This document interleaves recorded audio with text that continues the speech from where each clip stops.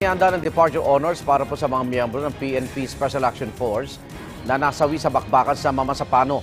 Mula sa Maguindanao, may live report si Chino Gaston. Chino.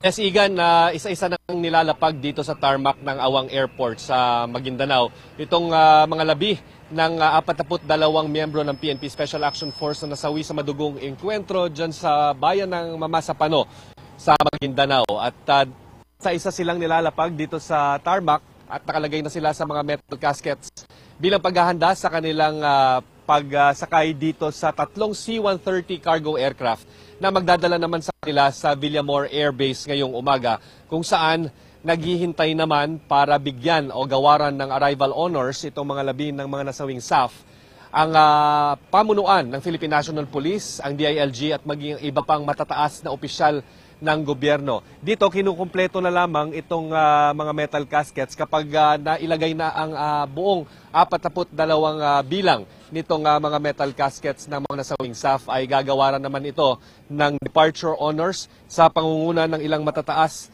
na opisyal ng PNP dito sa Mindanao, kabilang na si Senior Superintendent Noel Armilla, ang OIC ng Police Regional Office ng ARMM. Pansin natin na ang tumutulong dito sa pag-transport nitong mga metal caskets ay yung mga 6x6 trucks ng 6th Infantry Division, kung saan dun nga pansamantala sa loob ng kanilang headquarters dito sa Camp Sionco sa Maguindanao ay nakalagak pansamantala itong habang hintay pagdating nitong C-130 aircraft na siyang sa Villamor Air Base. Medyo natagalan ang pag-transfer sa kanila dahil 44 nga ang bilang ng mga nasawing SAF na dapat namang ayusan at yung kanilang mga labi na siyang hindi naman kinaya nitong mga facilities dito sa loob ng 6th Infantry Division, kung saan yung iba naman na mga labi ay parang ginab out na lang, no, or in-outsource doon sa ibang mga pribadong